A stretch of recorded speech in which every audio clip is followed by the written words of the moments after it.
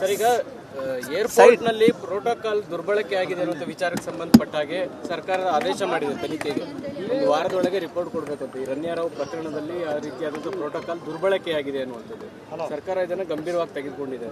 ಈಗ ಸರ್ಕಾರ ಆಲ್ರೆಡಿ CIDಗೆ ತನಿಖೆ ಕೊಟ್ಟಿದೆ. We have to wait. ಈಗ ಏನು ಏನಿದೆ, ಯಾರ ಹೆಸರುಗಳು ಏನು ಸಿಗೋದಿದೆ ಬೈ ಟೇಕಿಂಗ್ ಸಂಬಡಿಸ್ ನೇಮ್ ಯಾರಿಗೆ ಬೆನಿಫಿಟ್ ಆಗ್ತಾ ಇದೆ. ಸೊ ಅದಕ್ಕೆ ಸ್ವಲ್ಪ BJP ಮುಖಂಡರಲ್ಲಿ ಕೂಡ ಮನವಿ ಮಾಡಿಕೊಳ್ತೀನಿ, ಸ್ವಲ್ಪ ಸಮಾಧಾನವಾಗಿರ್ರಿ. ಅಥವಾ ನಿಮಗೆ ಯಾರ ಮೇಲೆ ಆರೋಪ ಮಾಡಂಗಿದ್ರೆ ಹೇಳ್ರಿ. ನೀವು ಆಗಲೆಲ್ಲ ಸರ್ಕಾರಕ್ಕೆ ಹೆಸರು ಹೇಳಿದ್ರೆ ಎಲ್ಲಿಂದ ಹೇಳ್ಬೇಕು? ಸರ್ಕಾರ ಕೂಡ ತನಿಖೆ ಆಗಿದೆ, ತನಿಖೆದ ಆಧಾರದ ಮೇಲೆ ತಾನೇ ಹೆಸರುಗಳು ಹೇಳ್ಬೋದು. ಅದಕ್ಕಿಂತ ಮುಂಚೆ ಹೆಂಗೆ ಹೇಳಕ್ಕೆ ಬರುತ್ತೆ? ಯಾರು ಇನ್ವಾಲ್ವ್ ಇದ್ದಾರೆ ಯಾರಿಲ್ಲ, as long as the investigation does not takes place completely ಯಾರ ಹೆಸರುಗಳು ಹೇಳಕ್ಕೂ ಬರೋದಿಲ್ಲ. ಈಗ ಈ ಪ್ರೋಟೋಕಾಲ್ ಉಲ್ಲಂಘನೆ ಆಗ್ತಾ ಇದೆ ಅನ್ನುವಂಥದ್ದು ಸರ್ಕಾರಕ್ಕೆ ಗಮನಕ್ಕೆ ಬಂದಿರಲಿಲ್ವಾ? ಅಂದ್ರೆ ಈ ಪ್ರಕರಣ ಬಹಿರಂಗ ಆಗುವ ಈಗ ಈ ದೇಶದಲ್ಲಿ ಸ್ಕ್ಯಾಮ್ ಆಗಿ ಸ್ಕೀಮ್ ಆಗೋವರಿಗೆ ಏನೂ ಬರೋದಿಲ್ಲ, ಗುರ್ತಾಗೋದಿಲ್ಲ. ಬಟ್ ಪ್ರೋಟೋಕಾಲ್ ಯಾವ ರೀತಿ ಉಲ್ಲಂಘನೆ ಆಗಿರ್ತಕ್ಕಂಥದ್ದು ಒಳಗೆ ಏನಾಗಿದೆ ನಮಗೆ ಗೊತ್ತಿಲ್ಲ. ಯೂಶಲಿ ಇದಾಗಿರ್ತಕ್ಕಂಥದ್ದು ಎಲ್ಲಿ? ಏರ್ಪೋರ್ಟ್ ಒಳಗಡೆ. ಸ್ಮಗಲ್ಡಾಗ ಹೆಂಗೆ ಬಂತು ಒಳಗಡೆ? ಇದ್ರ ಬಗ್ಗೆ ಚರ್ಚೆ ಮಾಡೋದು ಬೇಡ. ಒಳಗಡೆ ಹೆಂಗೆ ಬಂತು? ಈಗ ಬಾಂಗ್ಲಾದೇಶನವ್ರು ಈ ದೇಶಕ್ಕೆ ಬಂದಾರ ಅಂತ ಹೇಳ್ತಾರೆ. ಕರ್ನಾಟಕದಲ್ಲಿ ಬಂದಾರ ಬಾಂಗ್ಲಾದೇಶನವರು. ಹೆಂಗ್ ಬಂದರು ಬಾಂಗ್ಲಾದೇಶನವರು? ಈ ಗೋಲ್ಡ್ ಕೂಡ ಸ್ಮಗಲ್ ಆಗಿ ಬಂದಿದೆ. ಎಲ್ಲಿಂದ ಬಂತು gold? How did so much gold come from airport? Airport ಯಾರ ಕಂಟ್ರೋಲಲ್ಲಿದೆ? ಯಾರ ಕಂಟ್ರೋಲ್ನಾಗಿದೆ ಸರ್? ಮತ್ತೆ ಯಾರಿಗೆ ಕೇಳ್ಬೇಕು ನೀವು ಪ್ರಶ್ನೆ? ಮೊದಲನೇ ಪ್ರಶ್ನೆ ಅದಕ್ಕೆ ಕೇಳ್ಬೇಕಲ್ಲ, ಗೋಲ್ಡ್ ಹೆಂಗ್ ಬಂತ ಅಂತೇಳಿ. ಫಸ್ಟು ಇನ್ವೆಸ್ಟಿಗೇಷನ್ ಆಗಲಿ ಮಾಡೋಣ. ಪ್ರೋಟೋಕಾಲ್ ಶಿಷ್ಟಾಚಾರ ಉಲ್ಲಂಘನೆ ಆಗಿದೆ, ಅದ್ರ ಬಗ್ಗೆ ಚರ್ಚೆ ಮಾಡೋಣ. How did this gold come? ಈ ಪೋರ್ಟ್ಲಿಂದ ಈ ಪುಣ್ಯ ಇದೇ ಒಂದು ಪೋರ್ಟ್ನಾಗಿಂದ ಬೇರೆ ಬೇರೆ ಏರ್ಪೋರ್ಟ್ನಲ್ಲಿ ಎಷ್ಟು ಗೋಲ್ಡ್ ಬಂದಿದೆ, ಪೋರ್ಟ್ಗಳಿಗೆ ಎಷ್ಟು ಗೋಲ್ಡ್ ಬಂದಿದೆ ಮಾಹಿತಿ ಬೇಕಲ್ಲ. ಸಂಪೂರ್ಣವಾಗಿ ಅವ್ರನ್ನ ಕೇಳ್ಬೇಕು ನಾವು. How did this gold come? ನೀವು ಮಲಗಿದ್ರಿ ಎಷ್ಟು ದಿವಸ?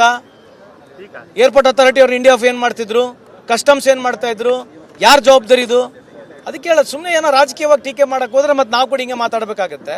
ಯಾವುದೇ ಒಂದು ಈ ಥರ ವಿಷಯ ಗಂಭೀರವಾದಂಥ ವಿಷಯಗಳು ಬಂದಾಗ ಇದು ಕೂಲಂಕುಷವಾಗಿ ಚರ್ಚೆ ಆಗಬೇಕು. ಅದ್ರ ಜೊತೆಗೆ ಒಂದು ಏಜೆನ್ಸಿ ಯಾವುದೇ ಏಜೆನ್ಸಿ ಇದನ್ನ ಇನ್ವೆಸ್ಟಿಗೇಷನ್ ಮಾಡ್ತಾ ಇದ್ದಾರೆ, we should have some patience ಅಂತ ನಮ್ಮಲ್ಲಿ ಮನವಿ ಮಾಡ್ಕೊಳ್ತೀನಿ ಅವ್ರಿಗೆ. ಈಗ ಸಚಿವರ ಹೆಸರುಗಳು ಬಹಿರಂಗ ಮಾಡಬೇಕು. ಸರ್ಕಾರ ವಿಧಾನಸಭೆಯಲ್ಲಿ ಕೂಡ ಇದ್ರ ಬಗ್ಗೆ ಚರ್ಚೆ ನಡೆದಿದೆ. ಅದೇ ರೀ, ಈಗ ಅವ್ರಿಗೆ ಮಾಹಿತಿ ಇದ್ರೆ ಯಾರು ಸಚಿವರು ಅಂತ ಅವರಿಗೆ ಮಾಹಿತಿ ಇದೆ, ಅವರಿಗೆ ಬಹಿರಂಗ ಕೊಡ್ಲಿ. ಈಗ ಇನ್ವೆಸ್ಟಿಗೇಷನ್ ಚಾಲು ಆಗೈತೆ, ಅದೇ ಕೇಳ್ತಿರೋದಲ್ಲ. ಮತ್ತೆ ನೀವ್ ಹೇಳ್ರಿ, ಯಾರ್ಯಾರು ನಿಮ್ಮ ಸಚಿವರು ಭಾಗಿಯಾಗಿದ್ದಾರೆ? ಕೇಂದ್ರದ ಯಾವ್ದಾದ್ರು ಸಚಿವರು ಭಾಗಿಯಾಗಿದ್ದಾರೆ ಗೋಲ್ಡ್ ಸ್ಮಗ್ಲಿಂಗ್ ನಲ್ಲಿ? ಅಂದ್ರೆ ಈಗ ನಮ್ಮ ಕರ್ನಾಟಕ ಸಚಿವರ ಬಗ್ಗೆ ಹೇಳ್ತಾ ಇದಾರೆ. ಮತ್ತೆ ಈಗ ಇದೇ ತರದ ಎಷ್ಟು ಪೋರ್ಟ್ಗಳು, ಯಾವ್ದೋ ಏರ್ಪೋರ್ಟ್ಗಳಿದಾವೆ ಕಂಟ್ರೋಲ್ಡ್ ಬೈ ಸೆಂಟ್ರಲ್ ಗೌರ್ಮೆಂಟ್. ಮತ್ತೆ ಎಲ್ಲ ಏರ್ಪೋರ್ಟ್ನ ಇದೇ ರೀತಿ ಸ್ಮಗ್ಲಿಂಗ್ ಆಗಿದೆಯಾ? ಪೋರ್ಟ್ಗಳಾಗಂತೂ ಸ್ಮಗ್ಲಿಂಗ್ ಆಗಿದೆ. ಯಾಕಂದ್ರೆ ಎಷ್ಟೋ ಡ್ರಗ್ಸ್ ಸಿಕ್ಕಿದೆ.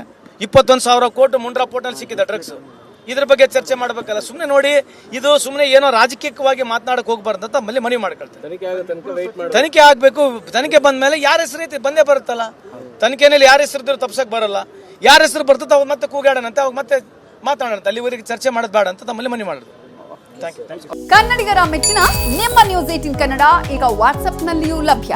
ಕರ್ನಾಟಕ ಮತ್ತು ದೇಶ ವಿದೇಶದ 360 ಡಿಗ್ರಿ ಸುದ್ದಿ ವಿವರವನ್ನ ನೀವು ನಿಮ್ಮ ಕೈ ಬೆರಳುಗಳಲ್ಲಿಯೇ ಪಡೆಯೋದಿಕ್ಕೆ ಈ QR ಕೋಡ್ ಅನ್ನ ಸ್ಕ್ಯಾನ್ ಮಾಡಿ. ನಮ್ಮ ಚಾನೆಲ್ ಅನ್ನ ಫಾಲೋ ಮಾಡಿ, ನೋಟಿಫಿಕೇಶನ್ ಆನ್ ಮಾಡಿ.